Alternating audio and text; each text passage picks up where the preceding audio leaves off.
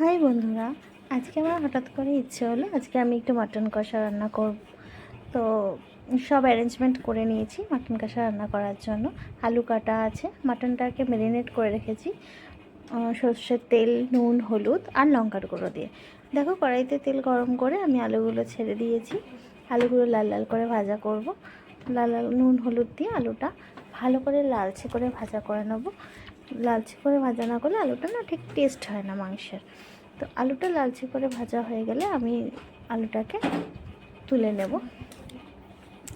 দেখো আমার আলুগুলো লালচে করে ভাজা হয়ে গেছে। আমি তেলটা ছেঁকে ছেঁকে আলুগুলোকে তুলে নিচ্ছি। নিয়ে আমি ওই কড়ার তেলের মধ্যে আরও তেল দেব, দিয়ে কাঁচা কুচনো পেঁয়াজগুলো দিয়ে দিচ্ছি। পেঁয়াজটাকে হালকা ভাজা ভাজা করব।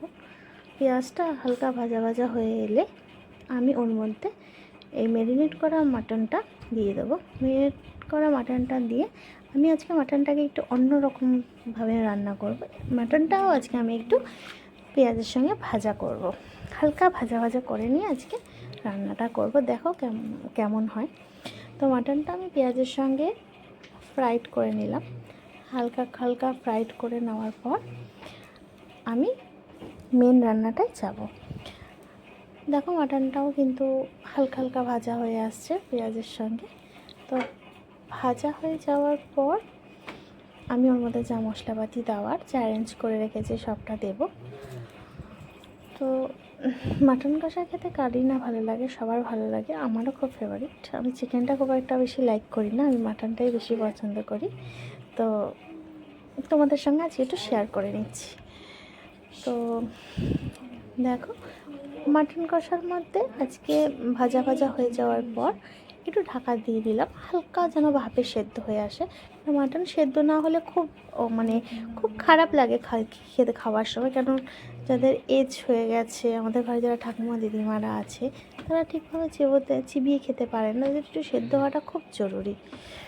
তো দেখো পেঁয়াজের সঙ্গে মাটনটা ভাজা ভাজা হয়ে আসছে। ভাজা ভাজা হয়ে এলে আমি প্রথমে এর মধ্যে না টমেটো পিউরিফাই করে রেখেছি, মানে টমেটোটাকে জুস করে রেখেছি, ওটা দেব। দেখো পিসগুলো মিডিয়াম সাইজের রেখেছিলাম, খুব ছোট করলে আমার মাটন ঠিক ভালো লাগে না। দেখো এর মধ্যে টমেটো পিউরিটা দিয়ে দিলাম। টমেটোটার সঙ্গে মাংসটা ভালো করে মেশাবো এবারে। আমি আবার টমেটো ছাড়া মাটন ভাবতেই পারি না। মাটন হলে আমার মা অনেক সময় বলে টমেটো লাগবে না, শুধু টক দই দিয়ে করে নে, কিন্তু আমি একদমই পছন্দ করি না। আমি টমেটোটা বেসিক্যালি খুব লাইক করি, যে কোনো রান্নায় আমার টমেটোটা দরকার হয়। যাই হোক টমেটোটা দেওয়ার পর মাখিয়ে নেওয়ার পর আমি আবার একটু ঢাকা দিয়ে নিলাম। দেখো আবার হালকা ভাপে সেদ্ধ হওয়ার পর আমি ঢাকনাটা তুলে দিয়ে ওর মধ্যে এবার আমি একে একে আদা রসুন বাটা সব আস্তে আস্তে দেবো। ভালো করে নাড়িয়ে নিচ্ছি। নাড়িয়ে নিয়ে নেওয়ার পর দেখো এবারে আমি আস্তে আস্তে আদা রসুন বাটাটা দেবো।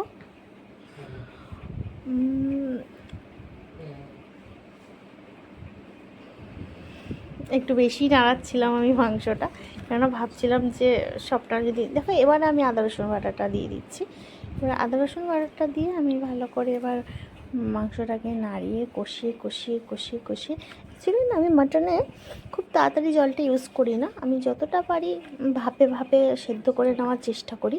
দেখবেন মাটন যে কোনো জিনিস যখন ঢাকা দেওয়া হয় তখন একটা জল ছাড়ে, সেই জলেই যেন মাটনটা সেদ্ধ হয়ে যায়। বাইরের জলটা যেন খুব একটা ইউজ না করতে হয়, আমি সেই চেষ্টাই করি। দেখো বেশ এখনই কালারটা কি সুন্দর এসেছে। এখনও কিন্তু আমার 50%ও রান্না হয়নি, তাতেই কালারটা খুব সুন্দর চলে এসেছে, তাই না? যাই হোক আমার তো এখনই লোভ লেগে যাচ্ছে, তবুও কন্ট্রোল করছি।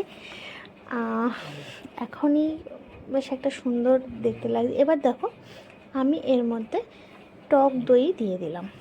তোমরা হয়তো ভাববে যে এত শেষে টক দইটা কেন দিল। আমি একটু নতুন স্টাইলে আজকে মাংসটা রান্না করছি, তোমরা একটু দেখো লাস্ট অবধি কেমন হয়। আমি এবারে মাংসটাকে টক দই দিয়ে ভালো করে নাড়িয়ে নিচ্ছি। নাড়িয়ে নাড়িয়ে ভালো করে মিশিয়ে নিয়ে আমি আবার একটু সব মাংসটা ঢাকা দেব। ঢাকা দিয়ে ভাপে সেদ্ধ করে নেব। দেখো এর মধ্যে আমি ঢাকনাটা খুলে আবার গোটা গোটা কাঁচা লঙ্কা দিয়ে দিলাম, কেননা লঙ্কার গুঁড়ো আমি আগেই ম্যারিনেট করে রেখেছি। ভাবছি ঝাল যদি না হয় তো একটু কাঁচা লঙ্কা গোটা গোটা ছিল, আমি একটু ধুয়ে দিয়ে দিয়েছি, কেননা কাটার দরকার হয়নি, কেননা কাঁচা লঙ্কা ওই ভাপেই সেদ্ধ হয়ে যাবে। দেখো এবার আমি ঢাকা দিয়ে দিলাম, এবার ঢাকাটা খুলবো। উফ কি সুন্দর একটা স্মেল বেরোচ্ছে, কি বলবো তোমাদেরকে। যাই হোক, এবার আমি গোটা রসুন রেখে দিয়েছিলাম, রসুনগুলোকে দিয়ে দিলাম, আর একটু কাশ্মীরি লাল মির্চ পাউডার দিলাম, কালারটা যেন একটু ভালো আসে। এমনিতেও কালারটা ভালোই এসেছিলো, তবুও একটু দিলাম, এক্সট্রা অর্ডিনারি।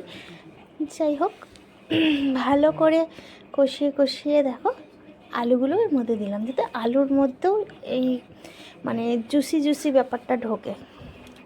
যাই হোক, মাটনের সঙ্গে আমি আলুটাও ভালো করে কষাচ্ছি, কষিয়ে টষিয়ে নিয়ে গোটা গোটা রসুনগুলো কেন দিয়েছি জানো তো? রসুনগুলো না মানে যখন গরম ভাতে নেব ঠিক চর্বির মতন লাগে দেখতে, খেতেও বেশ ভালো লাগে।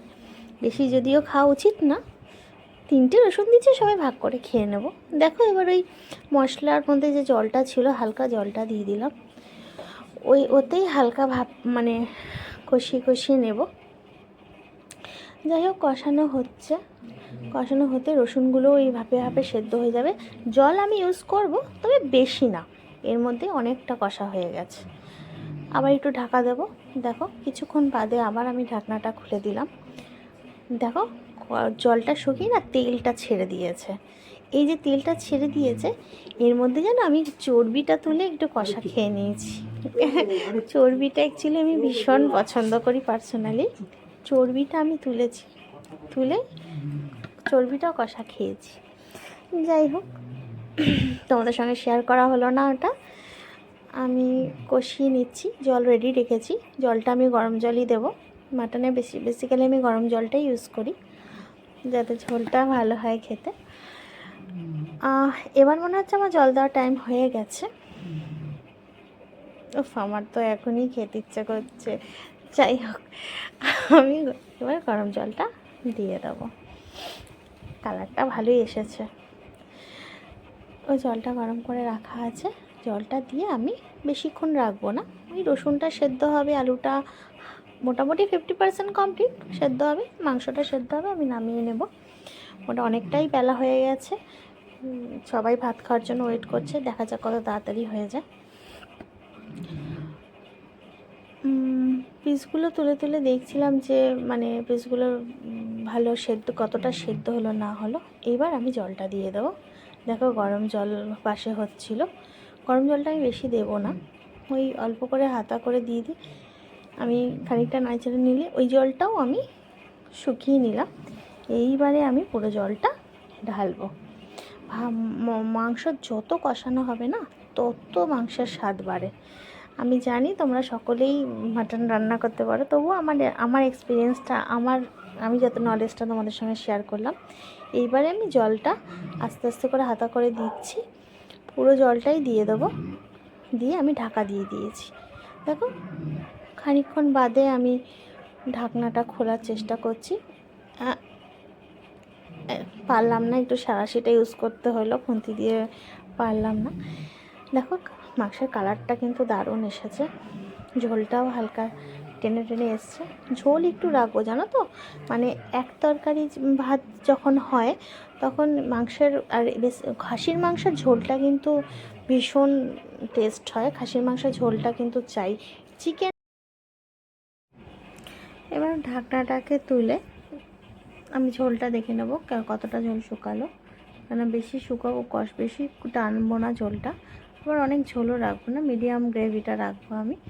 সবাই তো এই এটা দিয়ে ভাত খাবে। যাই হোক, দেখো মাংসের ঝোলটা ভালোই এসেছে, আমি এখন খাওয়ার জন্য রেডি। তো মানে ইউটিউব চ্যানেলে আর তোমার যত বন্ধু আছে আমার সবার কাছে একটাই রিকোয়েস্ট, যে প্লিজ আমার চ্যানেলটা সাবস্ক্রাইব করো, কমেন্ট করো, শেয়ার করো এবং লাইক করো। Thank you.